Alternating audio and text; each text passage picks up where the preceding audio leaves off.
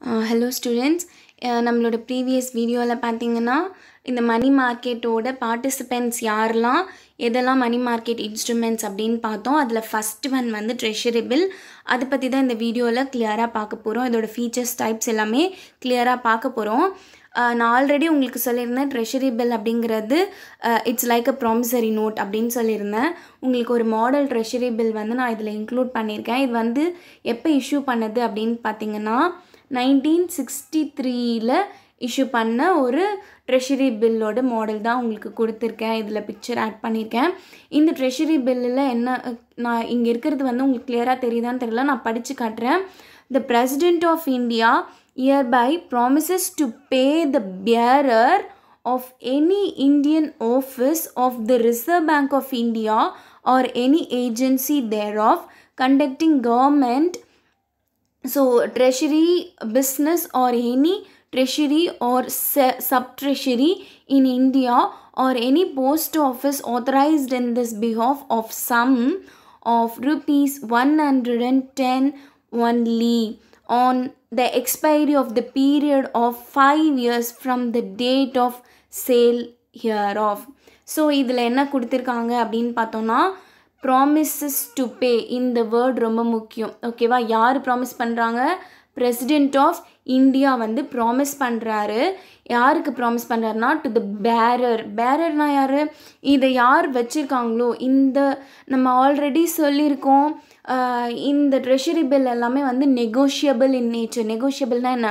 Transferred, easily transfer from one person to another. இதுக்கு வந்து secondary market இருக்கிறதுனால யார் வேணாலும் சிம்பிள் என்டோஸ்மெண்ட் மூலயமா என்ன பண்ணிடலான்னு பார்த்தோன்னா இன்னொருத்தர் பேருக்கு மாற்றி எழுதி கொடுத்துடலாம் அப்படின்னு சொல்லியிருக்கோம். ஸோ அப்படி மாற்றி எழுதி கொடுக்க முடியுது அப்படின்னா அப்போ யார் வச்சுருக்காங்களோ அவங்களுக்கு அந்த அமௌண்ட்டை கொடுக்கலாம். ஓகேவா? ஏன்னா யார் பேரில் வாங்கியிருக்காங்க அப்படிங்கிறது முக்கியம் இல்லை. ஸோ யார் அதை கொண்டு போகிறாங்களோ அவங்களுக்கு பேரர் இன்ஸ்ட்ருமெண்ட். நல்லா புரிஞ்சுக்கமா, பேரர் இன்ஸ்ட்ருமெண்ட்டுன்னு இருக்குது, ரெஜிஸ்டர்ட் இன்ஸ்ட்ருமெண்ட்டுன்னு 2 டைப்ஸ் ஆஃப் இன்ஸ்ட்ருமெண்ட்ஸ் இருக்குது. ரெஜிஸ்டர்டு இன்ஸ்ட்ருமெண்ட்ஸாக இருந்தது அப்படின்னா இது ட்ரெஷரி பில் வந்து பேரர் தான். ரெஜிஸ்டர்டு இன்ஸ்ட்ருமெண்ட்ஸ் நிறைய வேறு இருக்குது. ஸோ அதெல்லாம் வந்து என்ன பண்ணணும்னு பார்த்தோன்னா யார் பேரில் இருக்கோ அவங்க வந்தால் தான் கொடுப்பாங்க. பேரர் இன்ஸ்ட்ருமெண்ட் அப்படின்னா வந்து யார் கொண்டு போகிறாங்களோ அவங்களுக்கெல்லாம் கொடுத்துடலாம். ஓகேவா? இப்போ நான் என் பேரில் இருக்கிறத என்னோடய ரிலேட்டிவ் யாராவது இருக்காங்க, ஃப்ரெண்ட்ஸ் இருக்காங்க, அவங்கக்கிட்ட நான் கொடுத்துட்டேன் அப்படின்னா அவங்க கூட வந்து அந்த அமௌண்ட்டை கொண்டு வந்து இந்த ஸ்லிப் யார் கொண்டு வந்து கொடுக்குறாங்களோ அவங்களுக்கு கொடுத்துருவாங்க. ஓகேவாம்மா? ஸோ டு த பேரர் அவங்க எங்கெல்லாம் கெட் பண்ணலாம் அப்படின்னு பார்த்தோன்னா இந்தியன் ஆஃபீஸில், ரிசர்வ் பேங்க்கில், போஸ்ட் ஆஃபீஸில், ட்ரெஷரியில், சப் ட்ரெஷரியில், இந்த மாதிரியான இடத்துலலாம் வந்து கவர்மெண்ட்டோட ஆஃபீஸஸில் கெட் பண்ணலாம். எவ்வளோ ருப்பீஸ் அந்த வேல்யூவே மென்ஷன் பண்ணியிருக்காங்க. rupees 110 ஒன்லி அப்படின்னு கொடுத்துருக்காங்க. அது கூட எக்ஸ்பைரி டேட்டும் கொடுத்துருக்காங்க. பாருங்கள், எக்ஸ்பைரி டேட் வந்து பீரியட் ஆஃப் 5 இயர்ஸ்ன்னு கொடுத்துருக்காங்க. ஸோ என்னென்ன மென்ஷன் பண்ணியிருக்காங்க? ப்ராமிஸ் டு பே மென்ஷன் பண்ணியிருக்காங்க, யார் பே பண்ணணும்னு மென்ஷன் பண்ணியிருக்காங்க, கீழே யாருக்கு பே பண்ணணும்னு மென்ஷன் பண்ணியிருக்காங்க, எவ்வளோ ருப்பீஸ்னு மென்ஷன் பண்ணியிருக்காங்க, எங்கே கெட் பண்ணிக்கலான்னு மென்ஷன் பண்ணியிருக்காங்க, எக்ஸ்பைரி எப்போ எந்த பீரியட் ஆஃப் டைம் அதையும் மென்ஷன் பண்ணியிருக்காங்க. ஓகேவாம்மா? ஸோ ட்ரெஷரி பில்னால் என்னென்னு ஈஸியாக உங்களுக்கு புரிஞ்சிருக்கும்னு நினைக்கிறேன். இப்போ இந்த மீனிங்கில் பாருங்கள், ஈஸியாக புரிஞ்சிடும். Treasury bill is nothing but a promissory note issued for a specific period of time. ஓகேவா? ஸோ நெக்ஸ்ட் பாரு, the government promises. யார் பண்ணுறாங்க? Government promises to pay the specified amount. ஓகேவா? 110 அப்படின்னு மென்ஷன் பண்ணியிருந்தாங்க இல்லையா? So specified amount mention therein to the bearer. யார் கொண்டு வராங்களோ அவங்களுக்கு, அந்த இன்ஸ்ட்ருமெண்ட்டை யார் கொண்டு வராங்களோ அவங்களுக்கு எப்போ அப்படின்னு பார்த்தோம்னா டியூ டேட்டில். ஓகேவா?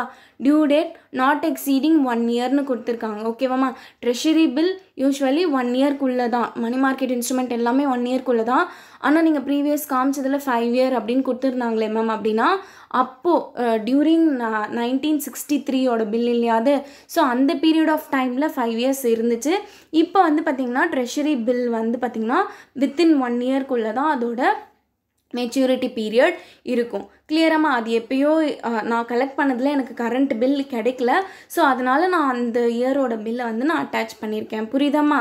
கிளியர்? ட்ரெஷரி பில்னால் என்னன்னு புரிஞ்சிச்சா? ட்ரெஷரி பில் மார்க்கெட் அப்படிங்கிறது என்ன?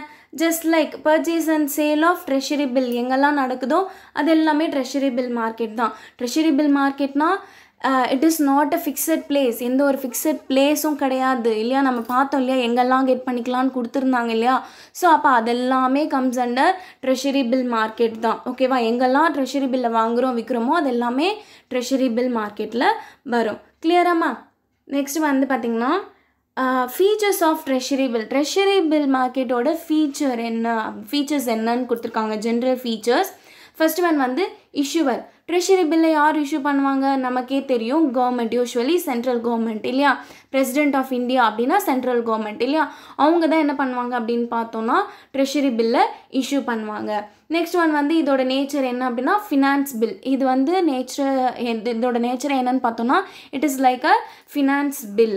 நெக்ஸ்ட் ஒன் வந்து லிக்விடிட்டினா என்னன்னு தெரியும் இல்லைம்மா, it can be easily converted into cash. இந்த ட்ரெஷரி பில்க்கு வந்து ஹை லிக்விடிட்டி இருக்குது, பிகாஸ் இதை இஷ்யூ பண்ணுறது யார், சென்ட்ரல் கவர்மெண்ட். ஸோ கவர்மெண்ட்டோட இன்ஸ்ட்ருமெண்ட் அப்படிங்கிறதுனால இதில் ரிஸ்க் ரொம்ப ரொம்ப ரொம்ப கம்மி, லாஸ் ஆகுறதுக்கு வாய்ப்பே இல்லை. மணி மார்க்கெட் இன்ஸ்ட்ருமெண்ட் எல்லாமே அப்படி தான், லாஸ் ஆகுறதுக்கு வாய்ப்பு இல்லை. அப்படிங்கிறதுனால இதோட லிக்விடிட்டி, இதை வாங்கவும் விற்கவும் எப்போவுமே ரெடி மார்க்கெட் இருந்துக்கிட்டே இருக்கும். So high liquidity. Next one வந்து வைட்டல் சோர்ஸ். இது வந்து இம்பார்ட்டன்ட் சோர்ஸ், அதாவது short term financial need of கவர்மெண்ட்டை ஃபுல்ஃபில் பண்ணிக்கிறதுக்கு உண்டான இம்பார்ட்டன்ட் சோர்ஸாக இந்த ட்ரெஷரி பில் இருக்குது. சரியாம்மா? நெக்ஸ்ட் ஒன் வந்து பார்த்திங்கன்னா மானிட்டரி மேனேஜ்மெண்ட். இந்த சென்ட்ரல் கவர்மெண்ட் வந்து மானிட்டரி மேனேஜ்மெண்ட் பண்ணுறதுக்கு இந்த ட்ரெஷரி பில், இந்த பர்டிகுலர் இன்ஸ்ட்ருமெண்ட் வந்து ரொம்பவே ஹெல்ப்ஃபுல்லாக இருக்குது அப்படின்னு சொல்கிறாங்க. சரியாம்மா?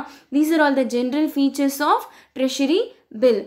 நெக்ஸ்ட் ஒன் வந்து பார்த்திங்கன்னா டைப்ஸ் ஆஃப் ட்ரெஷரி பில். ஓகேவா, on the basis of periodicity, அதாவது கால அளவை பேஸ் பண்ணி அந்த மெச்சூரிட்டி பீரியட் இருக்கு இல்லையா. ஸோ அதை பேஸ் பண்ணி வந்து பார்த்திங்கன்னா ட்ரெஷரி பில்லை பிரிச்சிருக்காங்க. 3 டைப்ஸாக பிரிச்சிருக்காங்க.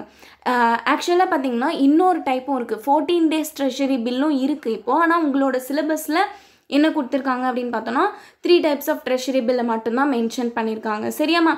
ஸோ இந்த த்ரீ டைப்ஸ் வந்து பார்த்திங்கன்னா 91 days treasury bill, 182 days treasury bill and 364 days treasury bill அப்படின்னு பிரிச்சிருக்காங்க.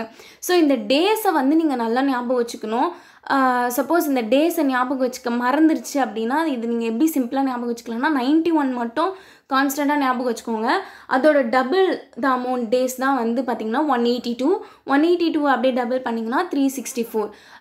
இந்த மாதிரி அதை ஞாபகம் வச்சுக்கோங்க, ஈஸியாக ஞாபகம் வச்சுக்கலாம். சப்போஸ் ஏன் அதை நான் சொல்கிறேன் அப்படின்னா பசங்க எப்போவுமே இந்த தப்பு பண்ணுவாங்க, 91 days மட்டும் கரெக்டாக எழுதிடுவாங்க, அடுத்து எழுதும் போது 184 362 அந்த மாதிரி வந்து கன்ஃபியூஸ் ஆகிக்குவாங்க. சரியா? ஸோ அந்த டேஸ் வந்து கரெக்டாக ஞாபகம் வச்சுக்க மாட்டாங்க.